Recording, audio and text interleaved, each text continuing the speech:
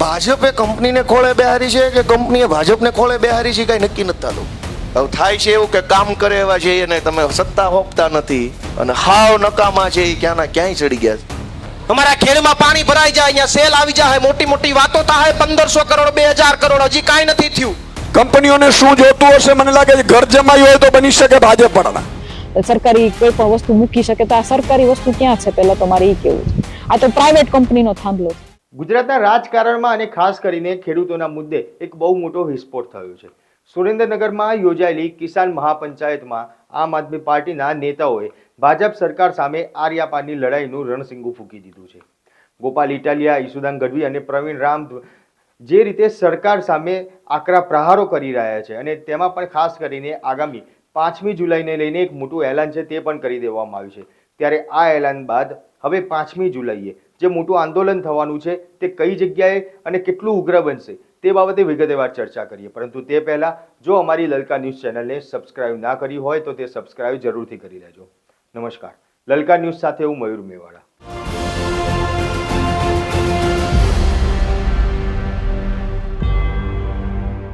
સુરેન્દ્રનગરમાં કિસાન જે મહાપંચાયત યોજવામાં આવી, આ મહાપંચાયત આમ આદમી પાર્ટી દ્વારા યોજાઈ હતી. મોટી સંખ્યામાં લોકો ભેગા થયા હતા.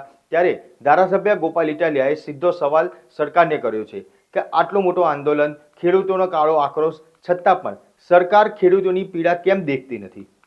તેમને આરોપ લગાવ્યો છે કે મોટી મોટી કંપનીઓને આંદોલન વગર સરળતાથી પાણી મળી જાય છે, પણ જ્યારે સામાન્ય માણસને ટીપા ટીપા માટે વલખા મારવા પડે છે. સરકારની અંદર સામાન્ય જનતાનો અવાજ સાંભળનાર કોઈ છે જ નહીં. તથા જે ખાસ કહી શકાય કે ઉદ્યોગપતિઓ અને જે ગુંડાઓના પ્રતિનિધિઓ છે તે બનીને સરકારમાં અનેક લોકો બેઠા હોય તેવા આરોપ કરતા ગોપાલ ઇટાલિયા શું કહી રહ્યા છે, સરકાર ઉપર કેવા પ્રહાર કરી રહ્યા છે તે સાંભળીએ. જ્યાં નથી ચૂંટાય એમ ત્યાં મેણા મારે ભાજપ વાળા, તમે મત નહીં દો તો તમારું કામ નહીં થાય. આખા વઢવાણમાં, સુરેન્દ્રનગર આખા જિલ્લામાં બધું ઉપરથી હેઠે સુધી ભાજપ વાળા છે, તો આવે જ પાણી ઠેઠ ઠેઠ સુધી ભાજપ. કોણ ગામમાં તો તાલુકા પંચાયતના પ્રમુખ બન્યા તોય પાણી ન આવ્યું. થાંભલા આવ્યા સીધા. શું કામ? એ કે આ ટીંગાઈ જાવ ગળે દોવડું બાંધીને. એ હાટું ખેતરમાં નાખ્યા છે, થાકી જાવ તો આ ટીંગાઈ જાય એટલે કામ પતે. સરકાર તો ઈ જ કરવા બેઠી છે કે તમારે આઘું જવું નહીં નાન્યા, કેમ કે ઝાડવા શેઠે રહેવા નથી દીધા કોઈ. નકર પેલા ઝાડવે ટીંગાતા કોંગ્રેસના રાજમાં. હવે એ કે ઝાડવા નથી. સરકારે ખેડૂતો માટે ખૂબ સારી સુવિધા કરી છે. ખરેખના ખેતરમાં એક થાંભલો લટકી જાવ હોય વાર ન લાગે. આવું હોય કઈ? સરકાર હોય કોના માટે?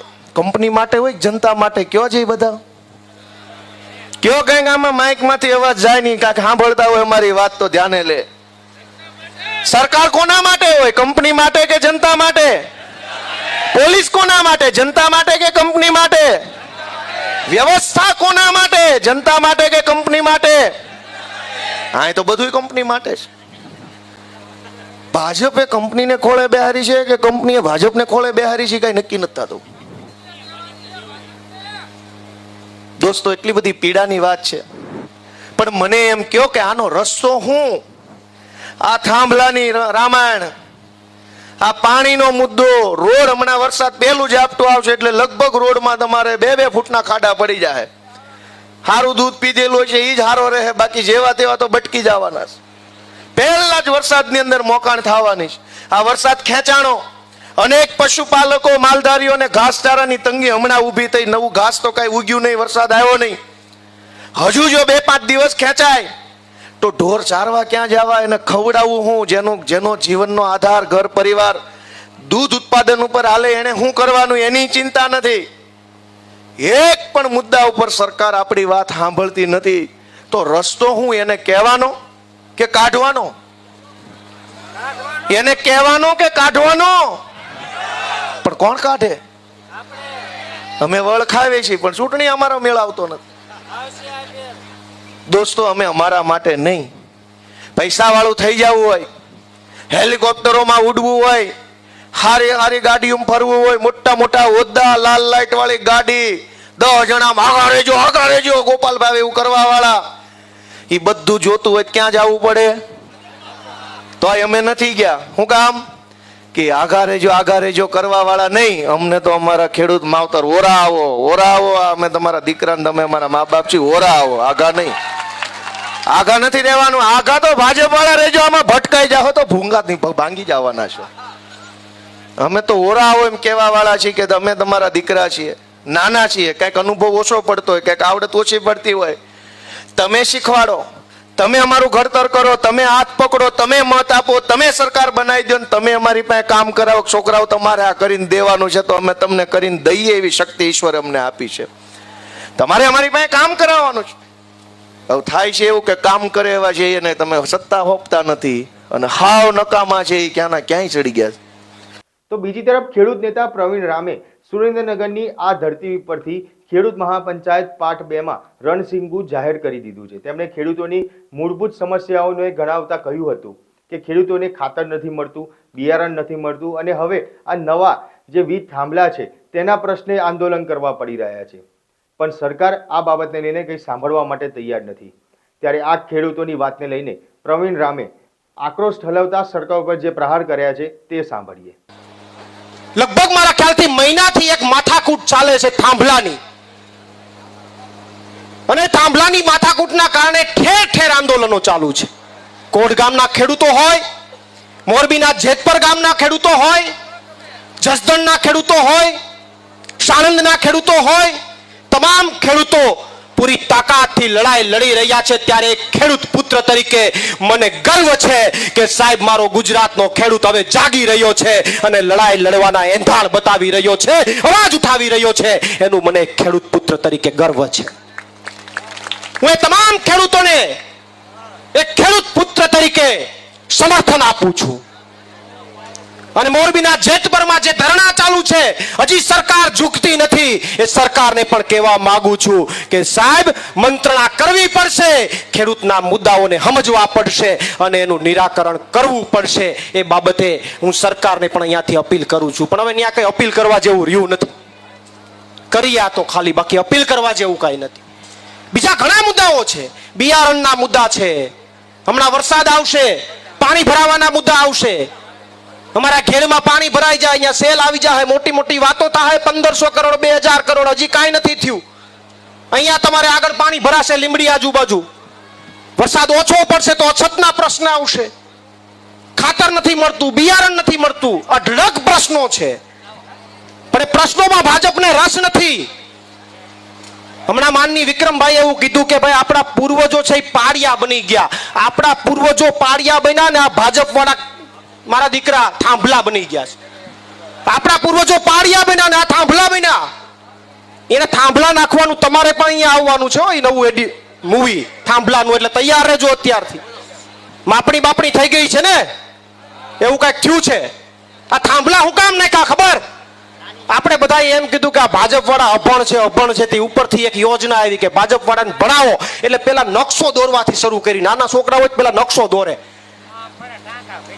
એટલે ભાજપ વાળા કે પેલા આપણા નેતાને ભણાવો, એટલે 100 લાઈન પસાર કરીને ગુજરાતમાં આખો નકશો બનાવવા નીકળ્યા છે, શીખવા નીકળ્યા.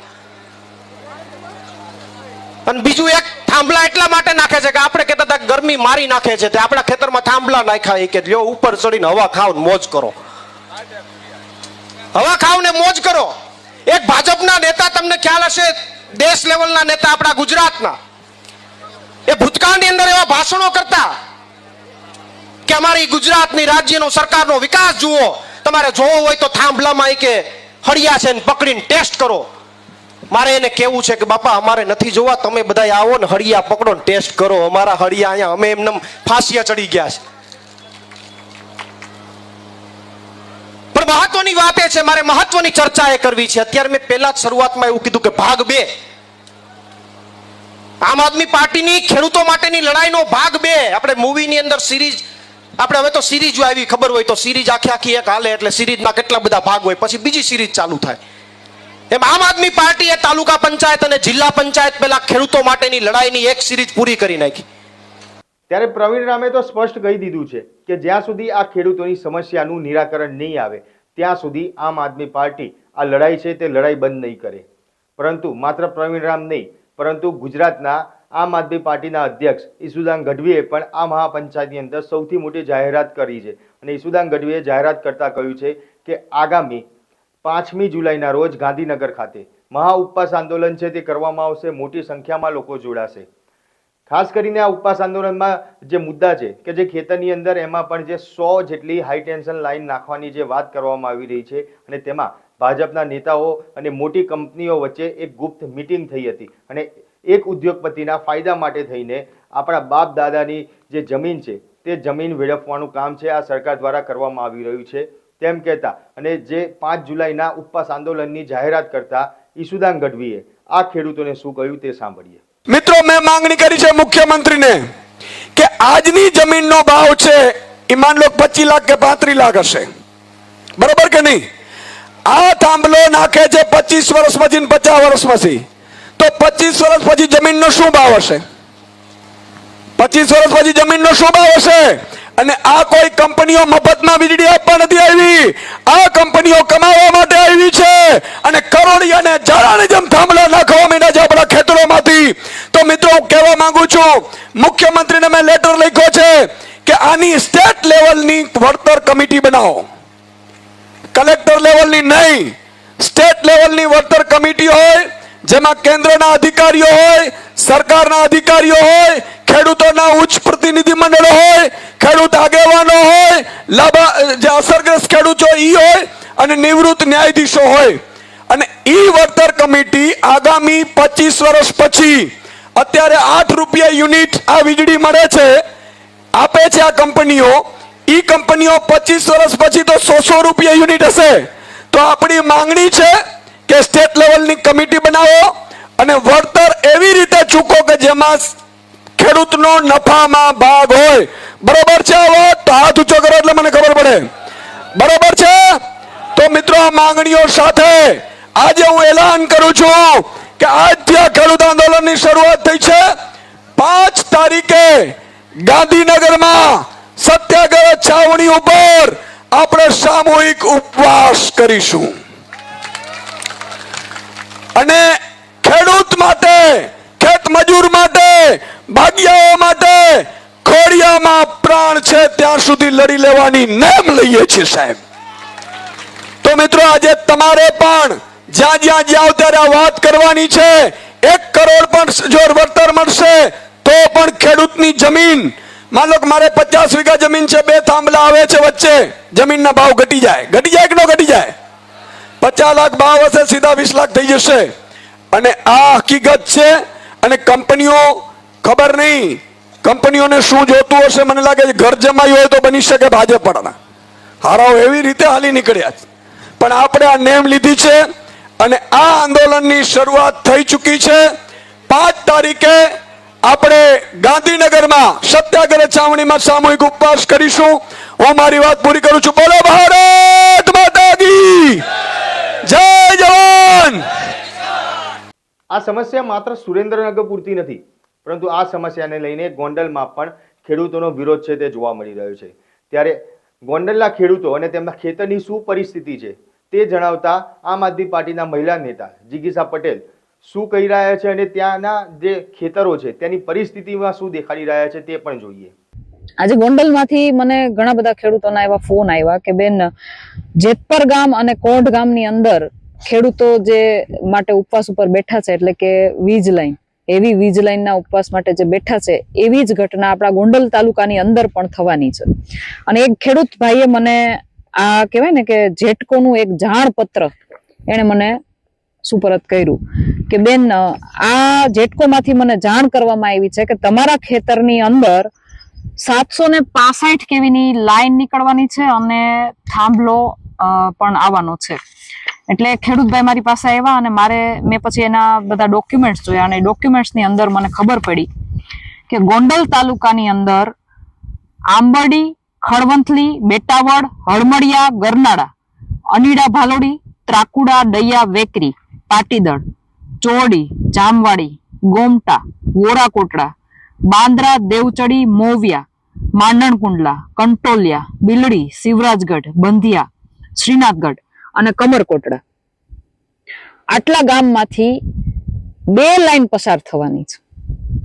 આજે હું એક ખેડૂત ભાઈના થાંભલાની પાસે ઊભી છું, એના ખેતરમાં જે થાંભલો આવ્યો છે એની પાસે ઊભી છું. આ થાંભલાને તમે જુઓ, આ ખેતરની અંદર 55 ચોરસ ફૂટની જગ્યા એક થાંભલાએ રોકી લીધી. હવે આ ખેતરને જ્યારે તમે વેચવા જાઓ ત્યારે તમને ધારો કે 10 વીઘાનું ખેતર છે અને આ થાંભલો એમાં આવ્યો છે, તો 10 વીઘાનું વીઘે 15 લાખ રૂપિયા હોય એને બદલે ભાઈને હવે 10 જ લાખ રૂપિયા મળશે. એટલે કહેવાનો મતલબ મારો એવો છે કે વીઘાની કિંમત પણ આ થાંભલાના લીધે ઘટી જશે. બીજું કે આની ઉપરથી 765 કેવીની લાઈન પસાર થવાની છે. 765 કેવીની લાઈન પસાર થાય એટલે એના નીતિ નિયમ પ્રમાણે નીચે તમે ન બાંધકામ કરી શકો, ન કૂવો ગાળી શકો, ન દાર કરી શકો. એટલે આખી જિંદગી તમારે આ ખેતરની અંદર આ નુકસાની ભોગવવાની.